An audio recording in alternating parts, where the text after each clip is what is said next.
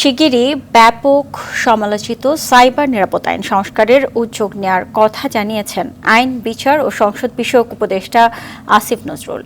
দুপুরে রাজধানীর এনজিও বিষয়ক ব্যুরো ভবনে এক অনুষ্ঠানে একথা জানান তিনি।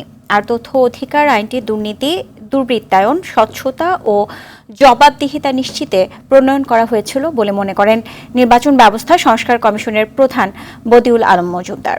শরীয়ত খানের রিপোর্টে দেখুন এর বিস্তারিত। স্বচ্ছতা ও জবাবদিহিতামূলক সুশাসন প্রতিষ্ঠায় তথ্য অধিকার, এনজিওদের সহায়ক ভূমিকা শীর্ষক এই মতবিনিময় সভার আয়োজন করে তথ্য অধিকার ফোরাম ও মানুষের জন্য ফাউন্ডেশন। 60 থেকে 70% নাম্বার পেয়েছে জাতীয় এবং আন্তর্জাতিক এনজিও। সভায় বক্তারা বলেন, 2009 সালে তথ্য অধিকার আইন হলেও এখন পর্যন্ত 46% এনজিওর ওয়েবসাইট নেই। গড়ে সারা দেশে 29% তথ্য জানানো হয়েছে তথ্য অধিকার আইনের আবেদনের প্রেক্ষিতে। তারা কিন্তু এই তথ্য অধিকার আইনের অন্তর্ভুক্ত। আলোচনায় দুর্নীতি সংস্কার কমিশনের প্রধান ডক্টর ইফতেখারুজ্জামান বলেন, তথ্য আইনের অংশীজনদের মতামত নিয়ে তথ্য কমিশনের সংস্কার করতে হবে। এই আইনটি একটা পর্যায়ে বেসরকারি সংস্থা আমাদের সকলের অংশীজনের সম্পৃক্ত করে টিআইবির সমন্বয়ের উপর ভিত্তি করে আমরা একটা পর্যায়ে নিয়ে যেতে পেরেছিলাম, যেটা আমাদের সকল পক্ষের জন্য সরকার, তৎকালীন সরকার এবং বেসরকারি সংস্থাগুলোর প্রতিনিধিদের কাছে মোটামুটি গ্রহণযোগ্য বিবেচিত হয়েছিল।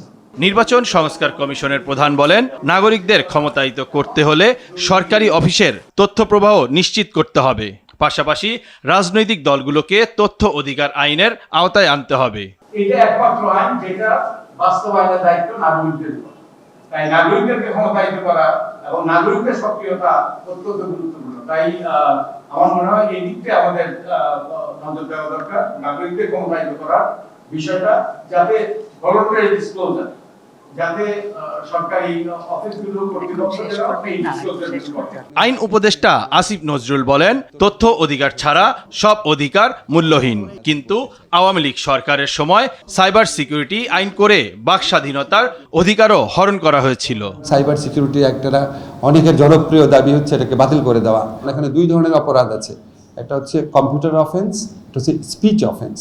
স্পিচ অফেন্স আমি বাদ দিব, কম্পিউটার অফেন্স, হ্যাকিং করা বা ধরেন একটা মেয়ের সাথে ঘনিষ্ঠতার ছবি কম্পিউটারে দিয়ে ব্ল্যাকমেইল করার চেষ্টা করা, সেটাকে যদি আমি ক্রিমিনালাইজ করার থেকে বাতিল করি তাহলে দেশে অরাজকতা হয়ে যাবে। ফলে আমরা এই কিছু কিছু ক্ষেত্রে আইন সংশোধন করব এবং বিগত ফ্যাসিস্ট সরকার আমলে যে সমস্ত আইন করার চেষ্টা করা হয়েছিল বা একদম নিয়ার কমপ্লিশন স্টেজে ছিল সেগুলি বাতিল করার চেষ্টা করব, খুব অচিরেই করব। বিগত সরকার বিচার বিভাগকে নির্যাতনের হাতিয়ারে পরিণত করেছিল বলেও মন্তব্য করেন আসিফ নজরুল।